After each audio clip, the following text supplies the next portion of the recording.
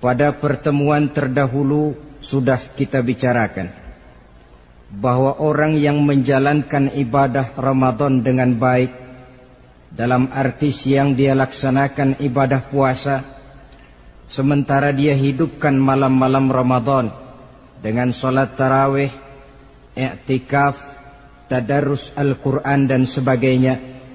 Orang yang semacam itu keluar dari Ramadan dijanjikan oleh Allah, ghufira lahu ma taqaddama min zambihi, diampunkan segala dosa yang pernah dia kerjakan.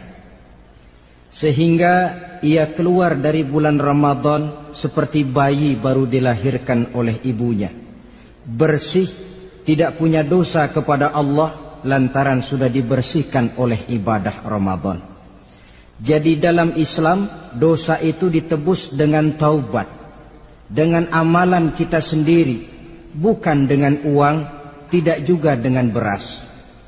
Saya percaya kalau dosa bisa ditebus dengan beras misalnya, barangkali Menteri Pertanian akan lebih dulu masuk surga. Kalau dosa bisa ditebus dengan uang, mungkin gubernur bank sentral atau para menteri keuangan akan menjadi penghuni surga nomor wahid. Dalam Islam dosa ditebus dengan taubat kepada Allah. Orang yang melaksanakan ibadah dengan baik di bulan Ramadan, keluar Ramadan masuk 1 Syawal seperti bayi baru dilahirkan oleh ibunya. Pantas dia mengucapkan minal aidin, semoga kami termasuk orang yang kembali kepada fitrah, suci, bersih.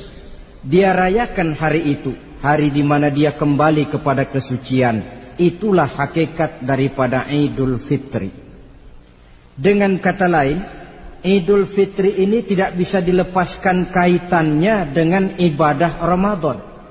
Hanya oleh karena kita melaksanakan ibadah Ramadan, maka kita rayakan Idul Fitri. Dengan bahasa yang lebih langsung, sebenarnya yang berhak merayakan Idul Fitri mereka yang mengisi Ramadan dengan kegiatan ibadah. Saudara-saudara kaum muslimin yang berbahagia, lalu bagaimana prosesnya? Yang pertama, manakala datang senja akhir Ramadan, wajiblah kita mengeluarkan zakat fitrah. Sebab Rasulullah sallallahu alaihi wasallam bersabda, "Saumul 'abdi mu'allakun ma baina as-sama'i wal ardi hatta yuaddiya shadaqatal fitri." Sesungguhnya puasa seorang hamba bergantung antara langit dan bumi, yakni belum diterima oleh Allah sampai dia mengeluarkan zakat fitrahnya. Memang boleh mengeluarkan zakat fitrah itu sejak awal Ramadan. Itu waktu yang dibolehkan.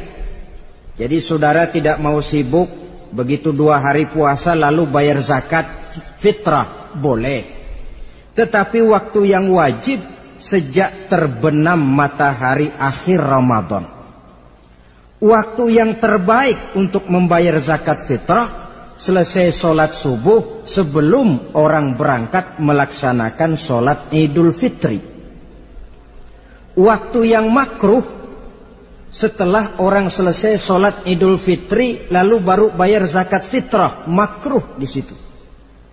Sedangkan waktu yang haram apabila matahari terbenam pada hari raya tanggal 1 Syawal baru mau bayar zakat fitrah, sudah haram hukumnya. Jadi diawali dengan membayar zakat fitrah. Dan ini merupakan realisasi daripada latihan puasa, cinta kepada fakir miskin. Orang bilang kan bulan Ramadan itu katanya bulan latihan. Kata orang Jawa, month of training. Bulan latihan. Apa sih perlunya latihan? Kalau PSSI masuk latihan, tentu keluar latihan mainannya makin bagus. Elias Pikal masuk latihan, keluar latihan gaya tinjunya makin hebat. Itu perlunya latihan. Kalau latihan tiap hari tapi main kalah terus, orang kan bilang buat apa latihan kalau main kalah terus. Kita muslimin selama Ramadan sebulan penuh masuk latihan. Latihan sabar, latihan jujur, latihan disiplin, latihan sederhana, latihan mengendalikan nafsu. Berhasil atau tidaknya latihan itu kelihatan dalam gaya hidup kita sesudah keluar Ramadan. Kalau tidak, Ramadan sabar, habis Ramadan habis sabarnya. Ramadan rajin ke masjid, selesai Ramadan selesai ke masjidnya. Ramadan rajin baca Quran, selesai Ramadan selesai rajinnya. Itu pertanda latihan tidak berhasil. Maka salah satu latihan ini kita buktikan kecintaan kita kepada fakir miskin dengan kewajiban membayar zakat dan zakat fitrah. Ya Allah, sudah saya rasakan bagaimana tidak enaknya lapar dan haus.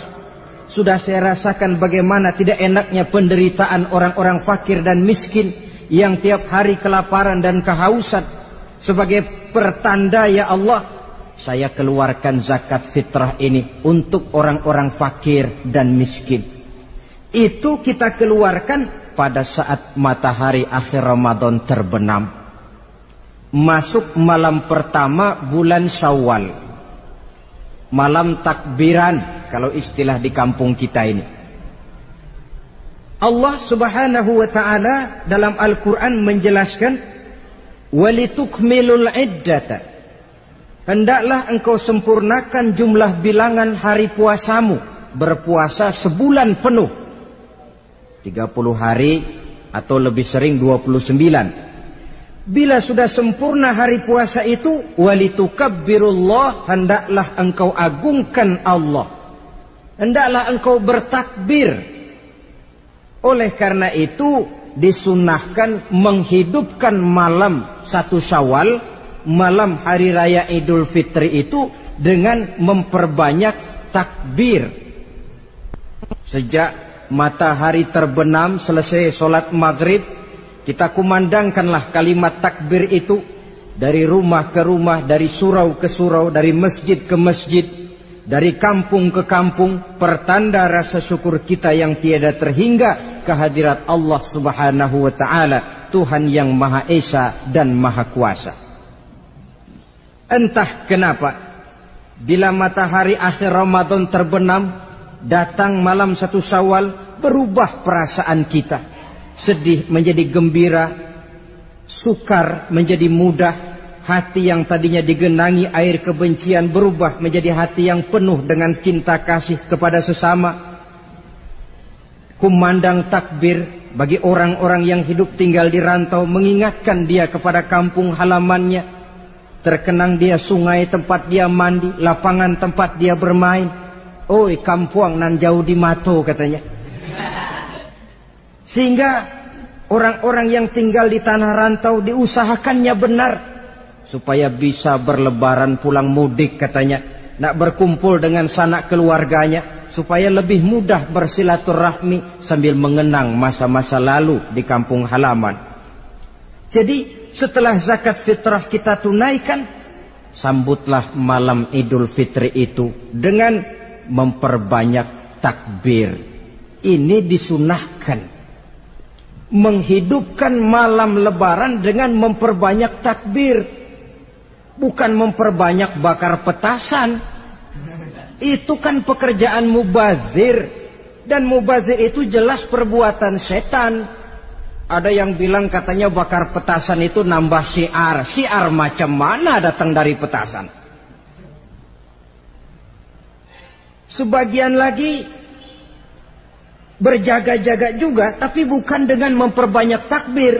Bergadang-gadang di pinggir jalan, ngebut dengan kendaraan aneka warna. Tidak itu yang diajarkan agama. Berkumpul kita di surau, berkumpul kita di masjid, paling kurang berkumpul di rumah dengan keluarga. Ramai-ramailah kita bertakbir, memanjatkan puji dan syukur kepada Allah. Ya Allah, kalau tidak lantaran petunjukmu, sulit rasanya melaksanakan perjuangan yang berat sebulan penuh ini.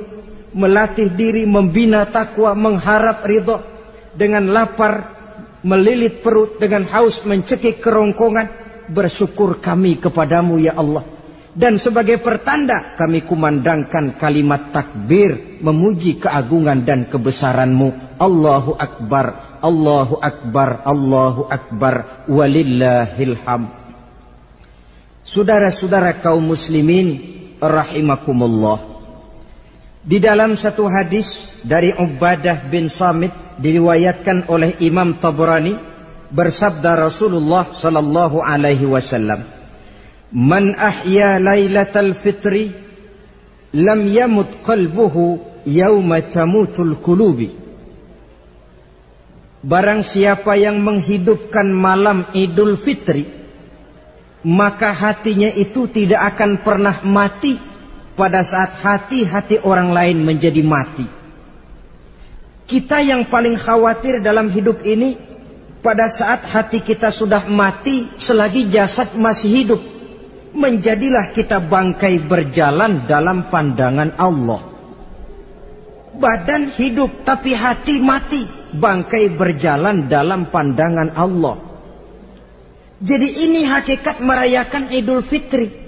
Puasa Ramadan sebulan penuh, malamnya ibadah, menunaikan zakat fitrah, lalu malamnya menghidupkan malam dengan takbiran. Yang terjadi kan kita lihat adat yang dibesarkan, ibadat ditinggal. Puasa tidak, tarawih apalagi, lebaran kurang seminggu sudah lebih sibuk dia daripada yang puasa. Ke pasar kayaknya pasar mau dibeli semua. Rumah pun dicat, dikapur, baju diperbarui. Itu kan kulit. Memang lebih bagus kalau kulitnya baik, isinya pun baik. Tapi yang lebih penting daripada sekedar kulit adalah isi. Hakikat merayakan Idul Fitri kembali kepada kesucian. Kita bersih, tidak punya dosa kepada Allah. Itu kita rayakan. Dengan apa? Nah, oleh seorang ulama, Al-Imam Zakiyuddin Abdul Azim bin Abdul Quwa Al-Munziri, diberikan contoh bagaimana Rasulullah sallallahu alaihi wasallam itu merayakan Idul Fitri.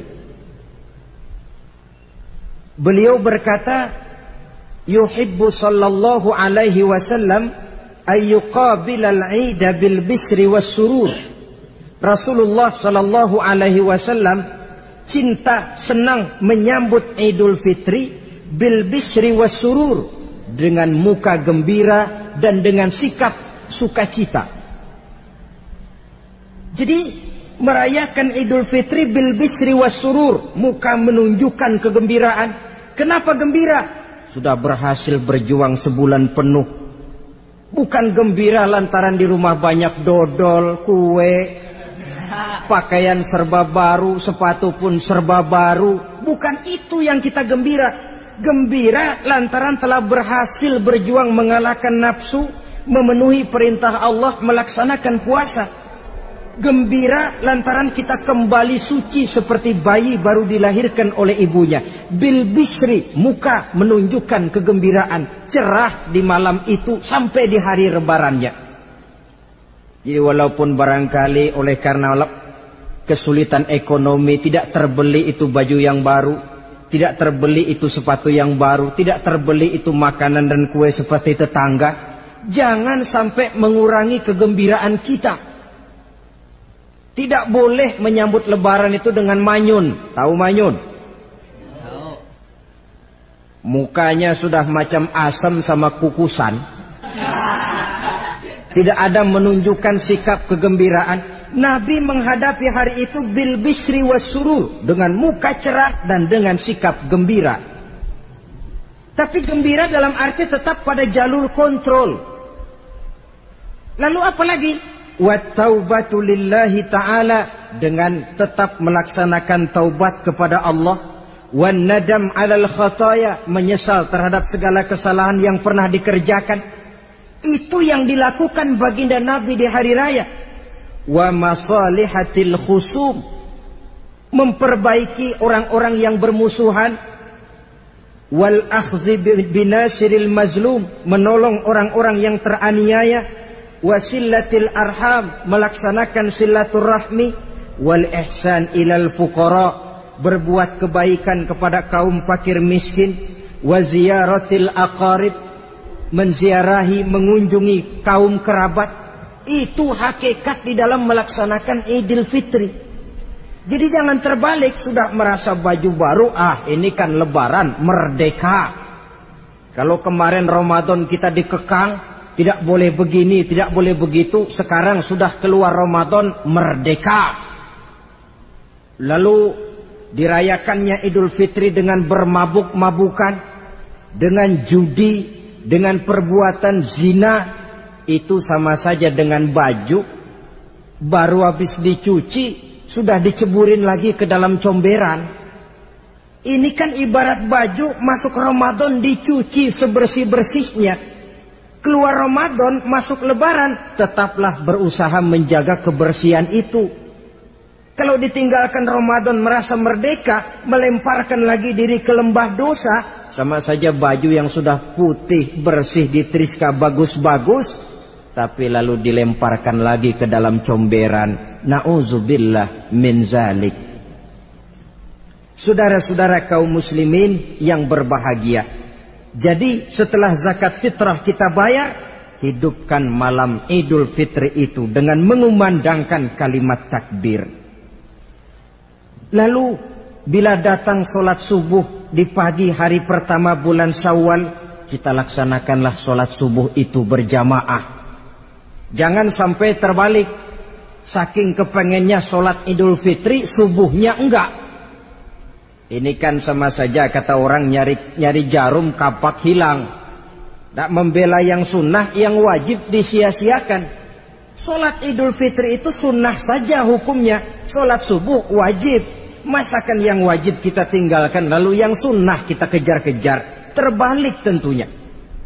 Lalu manakala usai kita sholat subuh masih mengumandangkan takbir, bersiap-siaplah kita untuk berangkat menunaikan sholat Idul Fitri. 2 rakaat, lalu diiringi dengan khutbah hari raya Idul Fitri. 2 khutbah seperti khutbah Jumat itu, khutbah pertama dan khutbah kedua. Kalau selesai melaksanakan sholat Idul Fitri, maka kembalilah kita ke rumah dengan suasana gembira. Untuk apa? Untuk berhalal bihalal. Istilahnya untuk berlebaran, saling meminta maaf. Kenapa? Dengan ibadah Ramadan, dosa kita kepada Allah insya Allah bersih. Tapi kan kita tidak cuma berbuat dosa kepada Allah, kita juga berbuat salah kepada sesama manusia.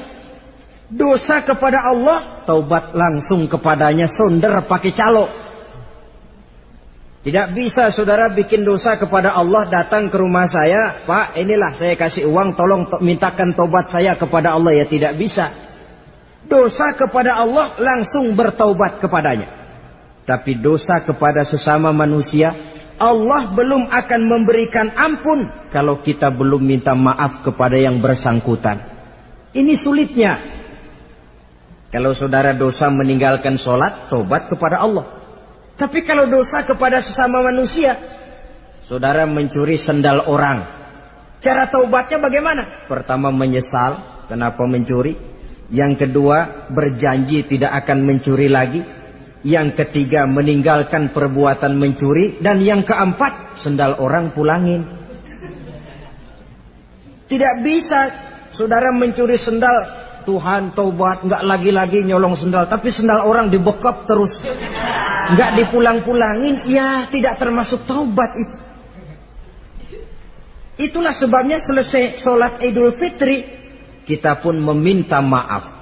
Nah, siapa yang harus lebih utama kita mintakan maaf? Satu riwayat menjelaskan bahwa selesai sholat Idul Fitri, para sahabat mendengar Rasul mengucapkan amin sampai 3 kali. Amin, amin, amin.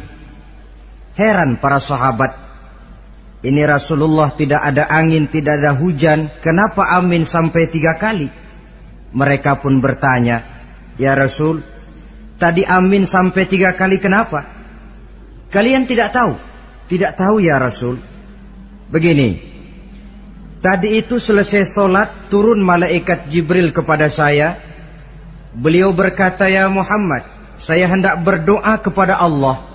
Maukah kau mengaminkan?" "Silahkan Jibril, berdoalah, saya akan mengaminkan." Rasul berdoa, Nabi mengaminkan. Doanya berisi 3 macam permohonan, maka Rasul pun 3 kali mengucapkan amin.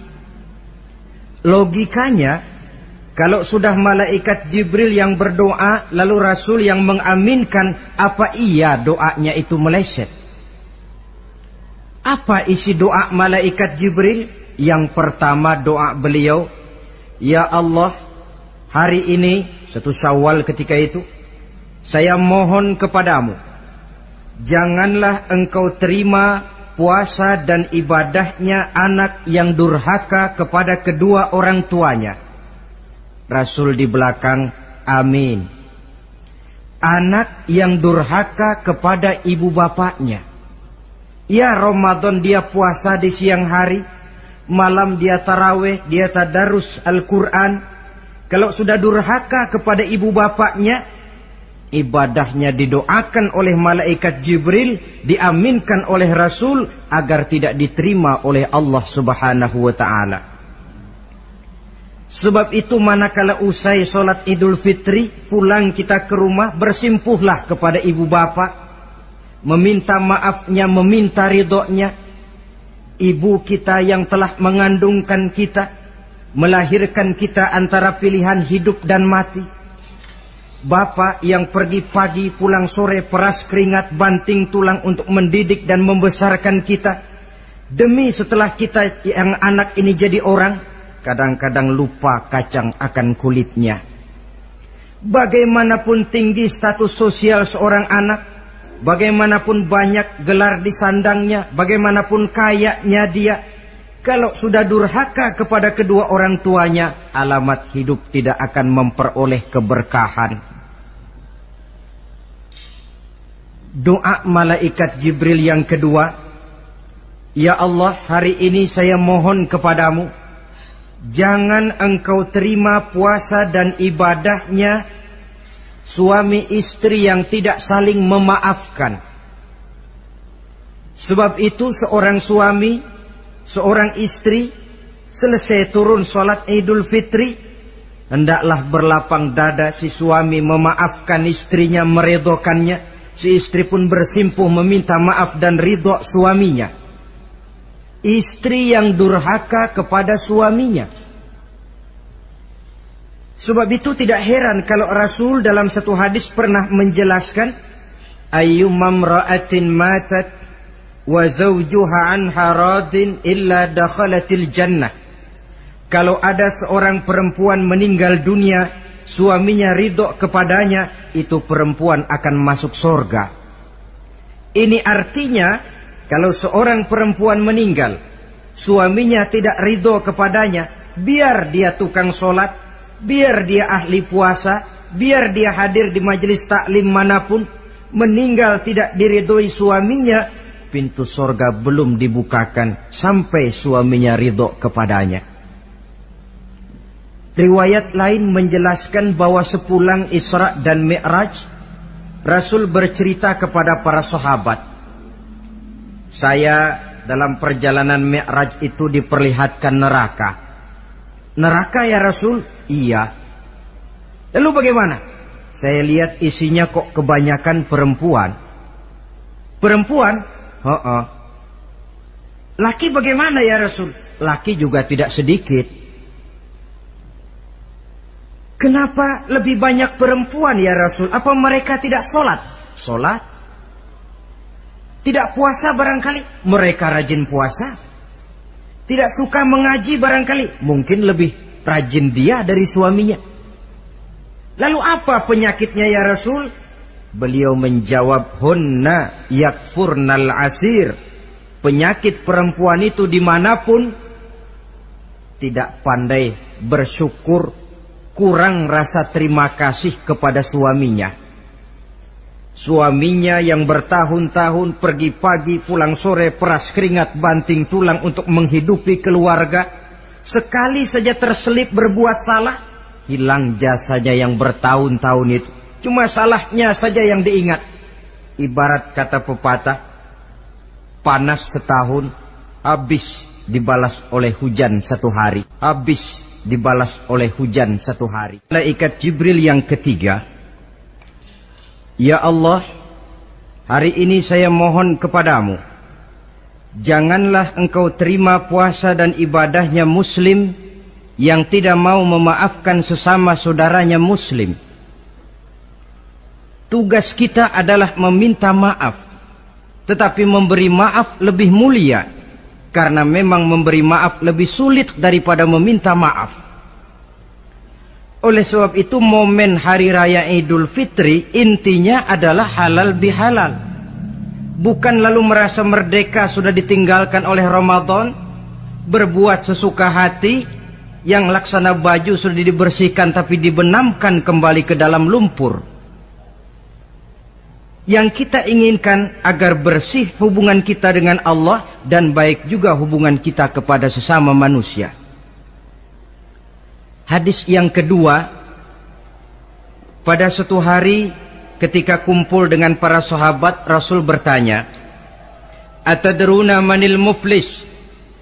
Saudara-saudara, tahu nggak siapa orang bangkrut, orang sial, orang yang tidak beruntung itu siapa? Pertanyaan yang menarik. Jawaban sahabat macam-macam. Ada yang bilang al-muflisu fina man la dirham lahu wala mata'. Ya Rasul, menurut pendapat kami orang yang bangkrut, orang yang sial, yang tidak punya duit dan tidak punya harta. Itu jawab sahabat, dan begitu jawab banyak orang sekarang. Siapa yang banyak uang raja dia, yang tidak punya uang bangkrut dia. Sampai-sampai pepatah orang Arab bilang, innad darahima fil amakini kulliha taksur rijala mahabatan wa jalala. Uang itu di mana-mana katanya bikin hebat orang yang memilikinya. Coba lihat orang yang tidak punya uang dengan yang punya uang, jangan gaya hidupnya, gaya jalannya saja lain. Coba orang kerja itu hari Kamis sama hari Sabtu lain jalannya. Hari Kamis loyo, lesu, manyun. Tapi kalau sudah hari Sabtu gagah bukan main. Kenapa? Ada uang di kantongnya. Wahia lisanun liman arada fasahatan. Uang adalah lidah yang paling fasih untuk bicara. Bicara lidah macet, coba uang yang bicara talk share. Wahia silahun liman arada qitalan. Uang juga senjata paling ampuh bagi orang yang mau maju ke medan perang. Tapi apa benar begitu? Rasul menjawab, innal muflisa min ummati. Orang yang bangkrut dari golongan umatku. Umatku bukan orang lain. Bukan mereka yang tidak punya uang, kata Rasul. Bukan mereka yang tidak banyak hartanya. Orang yang bangkrut dari golongan umatku, may ya'ti yaumal qiyamah bi salatin wa siyamin wa zakatin. Orang yang di hari kiamat nanti datang menghadap Allah dengan membawa pahala solat. Sebab waktu di dunia dia tukang solat. Menghadap Allah dia setor, ya Allah ini pahala solat saya. Solat wajibnya, solat sunnah rawatib nawafilnya. Wasiyamin, pahala puasa juga dia bawa setor kepada Allah. Baik puasa wajib Ramadan, puasa sunnah Senin Kemis, puasa sunnah 6 hari di bulan Syawal. Wa zakatin, pahala zakatnya juga dia bawa menghadap Allah di satu pihak. Cuma sayang kata Allah, wa ya'ti qad syatama haza. Dia juga datang membawa dosa karena pernah mencaci maki orang. Wa qazafa haza, pernah memfitnah orang. Wa akala mala haza, pernah memakan harta orang dengan cara yang batil. Wa syafaka dama haza, mengalirkan darah orang tanpa alasan yang benar. Di satu pihak datang membawa pahala ibadah, di lain pihak datang menyandang dosa kepada manusia. Kalau ini yang terjadi, bagaimana nasib kita? kata baginda Rasul, maka diambillah dosa orang yang pernah kita fitnah. Untuk apa? Diberikan kita. Sudah enak-enak, ya Allah ini pahala solat saya. Tahu-tahu datang orang, sebentar ya Allah, orang ini waktu di dunia memang ahli solat, tapi saya tanpa salah pernah difitnah. Sakit hati saya, hancur nama baik saya lantaran ulahnya. Saya menuntut keadilan. Benar orang ini pernah kau fitnah? Benar ya Allah. Kalau begitu pahala solatmu sini, kasihin orang yang kau fitnah.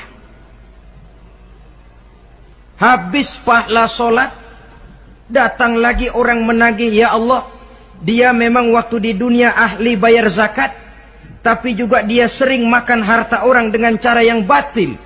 Benar? Benar ya Allah. Sini, pahala zakatmu berikan kepada orang yang hartanya kau makan dengan cara yang batil.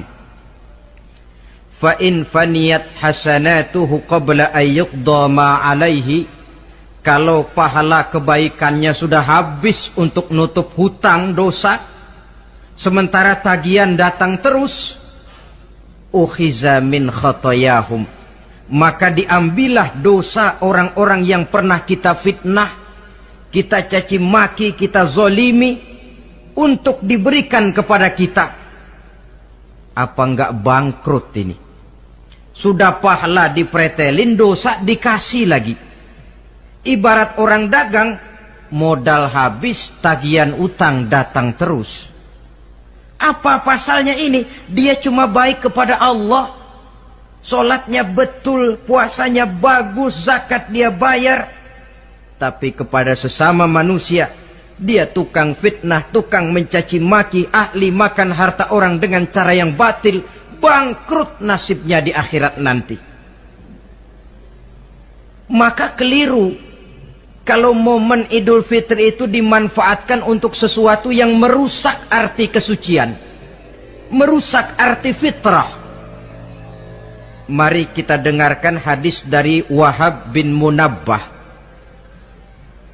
Inna iblis alaihi la'nah yasihu fi kulli yaumi idin. Iblis tiap hari raya Idul Fitri teriak-teriak. Akibat teriakannya, laskarnya, bala tentaranya kumpul. Ya Sayyidana, man aghdabuka? Wahai junjungan kami, kata bala tentara iblis ini, kenapa teriak-teriak macam itu? Apa yang bikin Tuhan begitu jengkel? Kasih tahu saja sama kami biar kami hancurkan siapa yang telah menyakitkan hati Tuhan. Kata iblis, tidak ada yang nyakitin hati saya. Cuma kamu perlu tahu, kata iblis, innallaha qad ghafara li hazihil ummah fi hadzal yaum. Hari ini, hari Idul Fitri, Allah telah mengampunkan dosa umat yang berpuasa. Itu yang nyakitin hati saya. Setengah mati saya menggoda mereka, supaya mereka mabuk, supaya mereka zina, supaya mereka judi, supaya mereka merusak. Mereka puasa di bulan Ramadan, hari ini Allah ampunkan dosa mereka. Apa enggak sakit hati saya? Lalu apa tugas kami Tuhan? Kata tentara iblis ini, fa'alaikum an tusghiluhum bil lazat wa syahawat wa syurbil khamr. Kata iblis, kasih komando dia, begini saja, kau rusak mereka, umat Islam yang dosanya hari ini diampuni, kau rusak mereka bil lazat, dengan segala macam kelezatan, wasyahawat, dengan memperturutkan hawa nafsu, wasyurbil khamr, dengan meminum minuman yang memabukkan di hari raya Idul Fitri ini. Jadi kalau mereka datang bermaaf-maafan, Allah sudah mengampuni dosa mereka, tolong kau rusak suasana itu. Tanamkan kepada mereka supaya menikmati hari ini dengan segala macam kelezatan, memperturutkan hawa nafsunya, meminum minuman keras, hanyut di meja judi, sehingga melupakan arti hakikat Idul Fitri yang sebenarnya.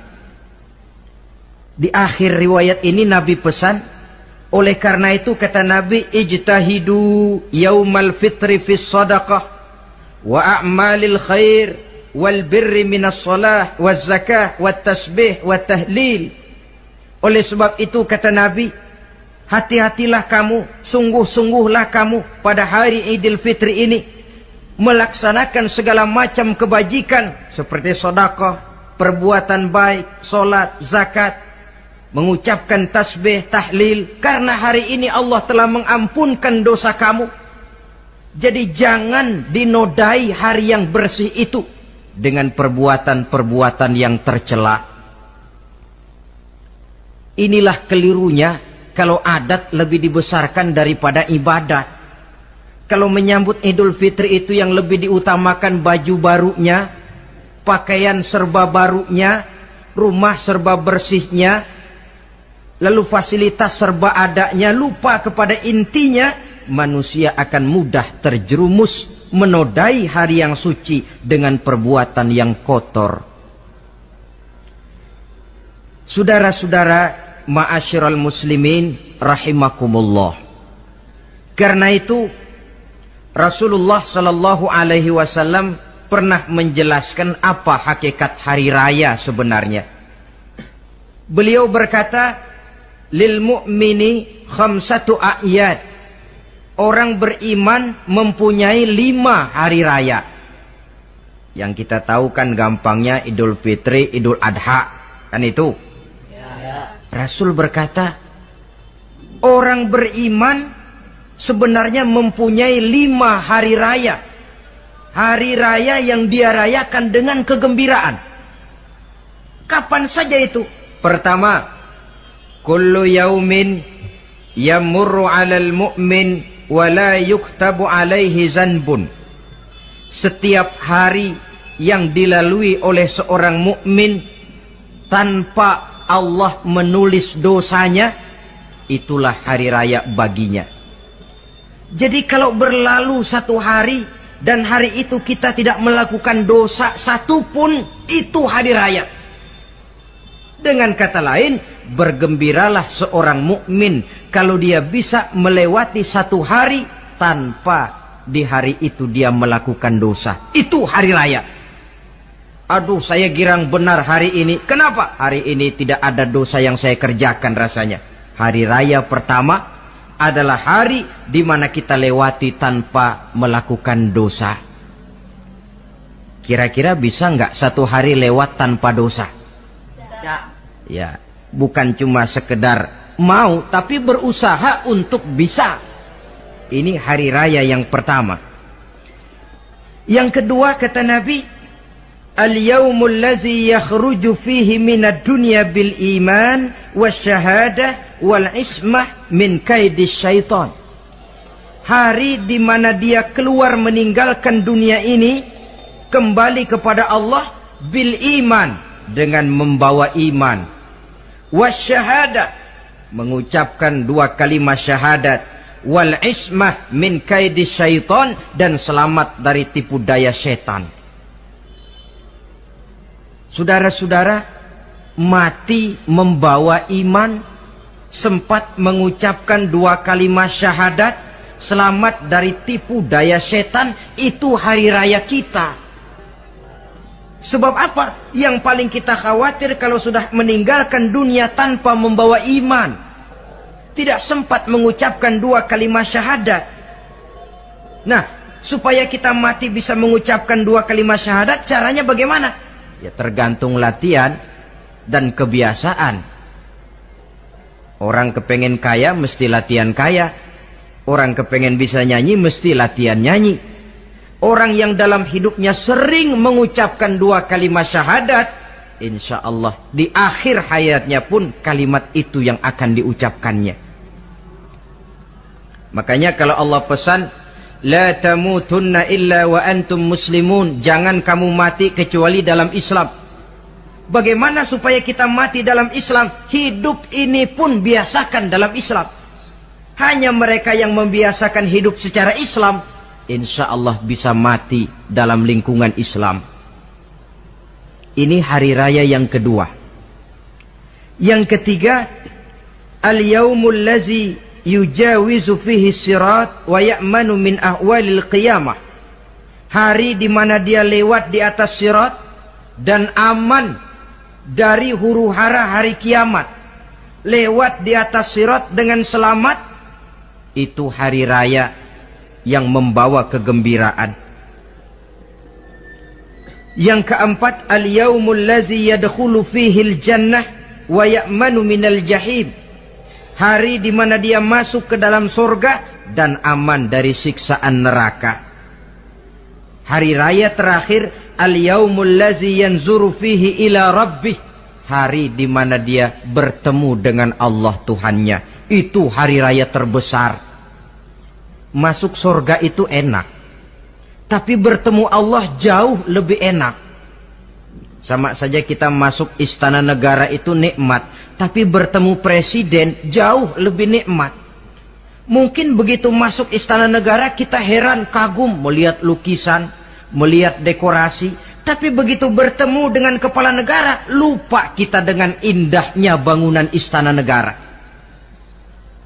Mungkin ketika masuk surga kita kagum, begitu luar biasa kenikmatannya. Ketika bertemu dengan Allah, hilang kenikmatan surga, tertutup oleh nikmatnya bertemu Allah. Ma'asyiral muslimin rahimakumullah. Nah, lalu ada satu tradisi di negara kita ini yang disebut acara halal bihalal. Di Arab ini tidak ada. Dan memang halal bihalal itu bahasa Arab yang di Arab sendiri tidak terpakai.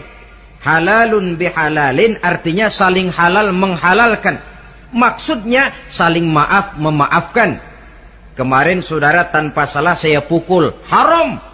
Kesempatan ini tolong dihalalkan, artinya tolong dimaafkan.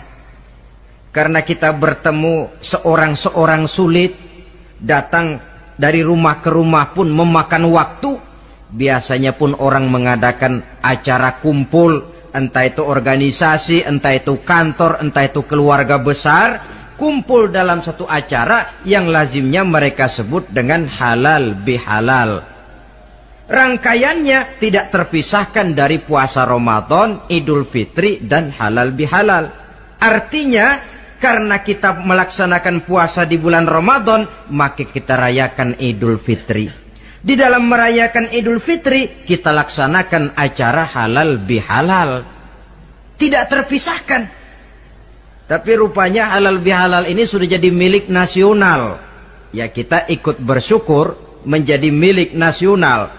Tetapi yang paling merasakan nikmatnya tentu mereka yang mengikuti prosesnya sejak semula. Pelaksanaan ibadah puasa, melaksanakan zakat fitrah, menunaikan sholat Idul Fitri, sampai kepada berhalal bihalal. Kemudian satu hadis lagi, Rasulullah sallallahu alaihi wasallam bersabda, "Isnani la yanzurullahu ilaihima yaumal qiyamah." Ada dua golongan manusia yang di hari akhirat nanti tidak akan dipandang oleh Allah, tidak akan diopeni oleh Allah. Siapa mereka? Pertama qati'ur rahim, yang kedua jarus su'i, orang yang memutuskan silaturahmi, dan tetangga yang jahat dengan tetangganya. Sebagai uraian penutup, saya ingin mengajak kita semua untuk merenungi firman Allah dalam surah Al-A'la ayat 14 sampai dengan ayat 17. Qad aflaha man tazakka wa dzakara isma rabbih fasalla bal tu'thiruna al-hayata ad-dunya wal akhiratu khairu wa abqa. Qad aflaha man tazakka, sungguh telah beruntunglah orang-orang yang membersihkan dirinya. Ada yang mentafsirkan sungguh beruntung orang-orang yang telah menunaikan zakatnya. Sebab apa? Diri, jiwa, ini kan bukan milik kita, milik Allah. Kita ini cuma hak pakai. Seperti saudara, saudara ini baju saya, saudara punya hak pakai. Kalau waktu saya ambil baju itu kotor, tentu marah saya sebagai pemiliknya. Tetapi ketika saya ambil baju itu memang bersih, terpelihara dengan baik, senang hati saya. Qad aflaha man tazakka. Sungguh telah beruntung orang-orang yang membersihkan jiwanya. Dia puasa di bulan Ramadan, malamnya dia tarawih, zakat fitrah pun dia bayar. Wa dzakara isma rabbih, lalu dia menyebut nama Tuhannya dengan mengumandangkan takbir, bersahut-sahutan di malam hari raya Idul Fitri itu. Fasalla, lalu dia laksanakan solat Idul Fitri. Lalu apa? Bal tu'sirunal hayatad dunya. Tapi mengapa kamu lebih memilih gemerlapnya dunia? Melupakan inti, melupakan isi dengan mengambil kulit. Merayakan Idul Fitri dengan lupa diri, lupa daratan, bermabuk-mabukan, tenggelam di meja judi, hanyut di lembah zina. Bal tu'sirunal hayatad dunya, kau utamakan megahnya dunia, kau kejar gemerlapnya dunia, kau lupa hakikat Idul Fitri itu. Wal akhiratu khairun wa abqa, padahal akhirat itu lebih baik dan lebih kekal bagi kamu. Dunia yang segala kemampuan yang ada kita kerahkan untuk mengejarnya merupakan kenikmatan yang kalau ketimbang kenikmatan akhirat, berapalah lamanya. Umur orang sekarang paling panjang 80 tahun. Jarang yang sampai 100. Jadi kalau Nabi mengatakan ad-dunya sijnul mu'min wa jannatul kafir, dunia adalah penjara bagi orang mukmin dan surga bagi orang kafir, itu betul. Yang salah kadang-kadang hadis ini digunakan sebagai senjata untuk menghantam orang Islam menjadi lemah. Dunia penjara bagi orang mukmin. Apanya yang dipenjara? Nafsunya. Dalam kehidupan di dunia ini seorang mukmin tidak bebas memperturutkan hawa nafsunya, dipenjara nafsunya. Wa jannatul kafir, tapi dunia ini surga bagi orang kafir. Tidak lagi merupakan penjara, dia bebas memperturutkan hawa nafsunya. Dilarang tidak terlarang, dicegah pun tidak tercegah. Kalau habislah dunia, habislah sudah surganya sampai di situ. Bila datang ajal, selesailah sudah kesenangannya sampai di situ. Saudara-saudara, ma'asyiral muslimin rahimakumullah. Oleh karena itu, janganlah di dalam merayakan Idul Fitri ini kita mengutamakan kulit dengan melepaskan isinya. Hari raya fitrah, hari raya kesucian, yang seharusnya dirayakan dalam suasana kesucian. Jangan dinodai dengan perbuatan-perbuatan kotor yang akan mengundang dosa di dalam kehidupan kita. Sehingga 1 bulan latihan di dalam Ramadan ini mewarnai kehidupan kita 11 bulan berikutnya. Tanda bahwa latihan berhasil. Keluar Ramadan, gaya hidup kita makin baik. Ada kesinambungan. Jangan cuma Ramadan bisa sabar, selesai Ramadan selesai sabarnya. Ramadan rajin ke masjid, selesai Ramadan selesai rajinnya. Ramadan cinta kepada yatim piatu dan fakir miskin, selesai Ramadan malah kejam kepada yatim dan orang-orang miskin. Latihan tidak akan membawa hasil seperti yang diharapkan. Puncaknya tercapailah tujuan daripada pelaksanaan ibadah puasa, la'allakum tattaqun, agar dengan pelaksanaan ibadah puasa kamu menjadi manusia yang bertakwa kepada Allah. Bukankah di sini harga dan nilai daripada manusia? Jadi puasa dengan kemampuan mengendalikan diri, dengan kesederhanaan, dengan disiplin, dengan cinta kepada fakir miskin, seluruhnya bertujuan membentuk manusia yang bertakwa. Dan saya yakin bukan suatu kebetulan kalau di dalam GBHN, garis besar haluan negara kita, dirumuskan bahwa tujuan pendidikan di Indonesia membentuk manusia yang bertakwa kepada Tuhan yang Maha Esa. Saya yakin itu bukan kebetulan. Saya percaya itu bukan hasil lamunan karena yang duduk di DPR, MPR orang bonafid semua. Tujuan pendidikan apapun nama pendidikan itu harus mengarahkan, membawa manusia Indonesia menjadi orang yang bertakwa kepada Tuhan. Dan dalam artian kita, Takwa itu tidak lain kemampuan melaksanakan segala yang diperintah Allah dan kesanggupan menjauhi segala yang dilarangnya. Ma'asyiral muslimin rahimakumullah. Karena itu saya ingat benar, orang-orang tua kita itu betul. Kalau dia berlebaran, dia bawa anaknya yang kecil-kecil itu ke rumah keluarga, sanak familinya, diperkenalkan. Ini bibimu, yang itu pamanmu, sebelah sana tuh kakekmu. Apa yang kita ingat di waktu kecil akan tertanam sampai kita besar. Istilahnya tidak kehilangan obor. Tahu keluarga, kenal sanak famili. Yang terjadi zaman sekarang, kadang-kadang ipar dengan ipar berkelahi, keponakan dengan keponakan bermain hantam. Kenapa? Hilang obor, tidak ada yang memberikan penyuluhan bahwa dia masih keluargamu. Apa latar belakangnya? Kurangnya silaturahmi. Apalagi remaja sekarang kalau diajak pergi berlebaran kuno keragunan saja ngelihat uak. Ya tidak ada salahnya toh rekreasi, persilakan. Keragunan kah, ke Taman Mini kah, ke Taman Impian Jaya Ancol kah. Tetapi silaturahmi ini utamakan. Kunjungi keluarga, kunjungi sanak famili, handai tolan. Sebab apabila silaturahmi ini sudah retak, pada akhirnya kita kehilangan obor. Manakala sudah kehilangan obor, boleh jadi kita tidak akan saling mengenal satu dengan lainnya. Bukankah adat hidup katanya tolong menolong?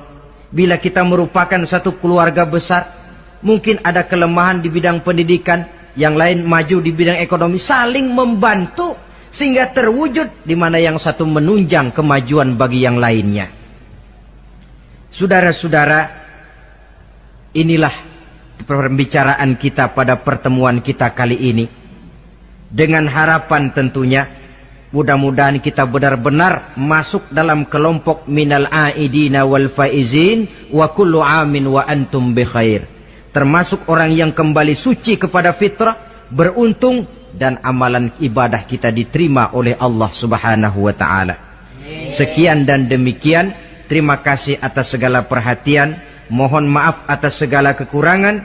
Usikum wa nafsi bitaqwallah. Wassalamualaikum warahmatullahi wabarakatuh. Waalaikumsalam warahmatullahi wabarakatuh.